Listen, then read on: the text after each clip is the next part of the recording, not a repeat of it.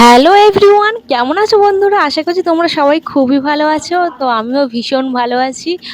আর তোমাদের সামনে একটা বড় লং ভিডিও নিয়ে চলে এলাম। আশা করছি তোমরা পুরো ভিডিওটা দেখবে আর তোমাদের পুরো ভিডিওটা খুবই ভালো লাগবে। এরকম ভিডিও আমি আগে কখনো ছাড়িনি, এই ফার্স্ট আমার এরকম ভিডিও ছাড়া। আর আমি জানি তোমাদের ভালো লাগবে। আর অবশ্যই ভালো লাগলে লাইক কমেন্ট শেয়ার করে দিও, এইটুকু তোমাদের কাছে আশা করব। আর কিছুই না, সংসারের যে সব কাজ বাজ, এমনি লং ভিডিও আর কি ছাড়বো বলো তো। সেই জন্য ভাবলাম না হয় আমি সারাদিন কি কাজ করি তোমাদেরকে আজকে শেয়ার করে দিলাম। আজকেরে শুধু আমি মানে ঘরের যেসব কাজ বাজ ওগুলো ছাড়লাম, আর আমার নিচের ঘরের মানে গুছানো সেগুলো ছাড়লাম। কিন্তু আজকের আমি আর তোমাদের ওপরে ঘরটা মানে ভিডিওটা ছাড়তে পারলাম না। ওটা অন্য একদিন ছেড়ে দেবো, না হলে অনেকটাই লং ভিডিও হয়ে যাবে। আর মানুষের এখন অত টাইম নেই যে অত লং ভিডিও দেখার। কারণ সবাই খুবই ব্যস্ত মানুষ, আর আমি নিজেও খুবই ব্যস্ত মানুষ। আমিও বেশি টাইম পাই না কারোর ভিডিও মানে অত লং ভিডিও দেখার। যতটুকু পারি দেখার চেষ্টা করি, লাইক দেওয়ার চেষ্টা করি, শেয়ার করার চেষ্টা করি। তো আশা করছি তোমাদের পুরো ভিডিওটা ভালো লাগবে। এটা আমার রান্নাঘর, সত্যি আমার খুবই প্রিয় একটা রান্নাঘর এটা। আর আগে একটু অগোছালো হয়েছিল, কিন্তু এখন যতটা পারি গোছানোর চেষ্টা করি। কারণ যত আমি গুছিয়ে রাখবো তত আমার জায়গাটাও ভালো লাগবে দেখতে, পরিবেশটাও ভালো লাগবে। সেই জন্য যতটুকু টাইম পাই একটু গোছানোর চেষ্টা করি, যাতে কেউ এসে না বলতে পারে যে এর রান্নাঘরটা এরকম অগোছালো হয়ে আছে। আগে যা ছিল ছিল, কিন্তু এখন আমি অনেকটাই চেষ্টা করি বাইরে টাইমটা কম দিয়ে ঘরের কাজের মধ্যে টাইমটা একটু বেশি কাটাতে। কারণ ঘর গুছিয়ে রাখলে বাচ্চা কাচ্চার শরীরও ঠিক থাকবে, কোনো নোংরা থাকবে না, তো বাচ্চা কাচ্চার শরীরও খারাপ হবে না। এইটুকু আমি জানি, তো তোমাদেরকে এইটুকুই বলার ছিল, তাই বললাম। তো আজকের আমি সকাল সকাল উঠে চা করে নিয়েছি, তোমরা দেখতে পারলে। চা করে খেয়ে তারপর আমি রান্নাঘরটা ভালো করে মুছে নিয়েছি। আমি কিন্তু আগের দিন রান্নাঘরে মানে কোনো কাজই সারি না, কারণ আমার খেয়ে উঠে ভীষণ কষ্ট হয়। আমার মানে কি বলবো, আমি কোনো কাজই করতে পারি না। সেই জন্য আমার কোনো কাজ করি না আমি রান্নাঘরের। তো সকালবেলায় উঠেই আমি বাসন মাজি, সকালবেলা উঠেই আমি সব কিছু কাজ করি।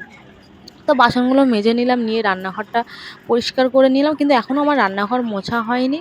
আর এটা আমার নিচের রুম, তোমরা সবাই তো জানো এই রুমে আমি অনেক ভিডিও বানিয়েছি, শর্ট ভিডিও অনেক অনেক বানিয়েছি। এই রুমে আমি 10 বছর কাটিয়েছি, তোমরা কি জানো? আগে একটা ভিডিওতে তোমাদেরকে আমি বলেছি এই রুমে আমি 10 বছর কাটিয়েছি। এই রুমে আরও জিনিসপত্র ছিল জানো তো, কিন্তু এখন জিনিসপত্রটা একটু খালি হয়ে গেছে, কারণ ওপরের রুমেও নিয়ে চলে এসেছি। এখন একটু ঘরটা ফাঁকা ফাঁকা লাগছে। আর এমনিতে ঘর ফাঁকা থাকলেই কিন্তু দেখতে ভালো লাগে। আর ফ্রিজটা তো রান্নাঘরে ছিল, আমার ভিডিও যারা দেখো তারা ভালো মতোই জানবে আমার রান্নাঘরে এই ফ্রিজটা ছিল। তা আমি ফ্রিজটাও সরিয়ে এতে দিয়েছি, ঘরেতে দিয়ে দিয়েছি, যাতে একটু জায়গাটা একটু বড় হবে, দেখতে ভালো লাগবে। আর এই আমার বারান্দা, এত সরু একটা বারান্দা, তোমরা বুঝতে পারছো। আর কিছু বলার নেই। তো আমি আশা করছি আমার ভিডিও তোমাদের সবার খুবই ভালো লাগবে। তো আমি স্নান টান করে নিয়েছি, নিয়ে আমার গোপালকে আমি পুজো দিচ্ছি। আর একটা কথা জানি, গোপাল কৃষ্ণ নারায়ণ সবই একই, কিন্তু সবই একই ঠিকই, কিন্তু আমার কাছে তো কৃষ্ণই অনেক। আর আমি গোপালকে এনেছি এই কারণে, আমার মেয়ে প্রচণ্ড গোপালকে খুব ভালোবাসে, আর সেই জন্য আমি গোপালকে এনেছি। তো আশা করছি যখন মন্দিরটা প্রতিষ্ঠা করব খুব শিগগিরই আমি সব ভালো ভালো মানে পিতলের ঠাকুর আনবো, রাধাকৃষ্ণর আনবো, তো সব প্রতিষ্ঠা করব ভালো করে। তো তোমাদেরকেও সেই ভিডিওটাও শেয়ার করব, তোমরা দেখবে আর তোমাদের খুবই ভালো লাগবে। আর আমি পুজোটা দিয়ে রান্নাটাও কমপ্লিট করে নেব।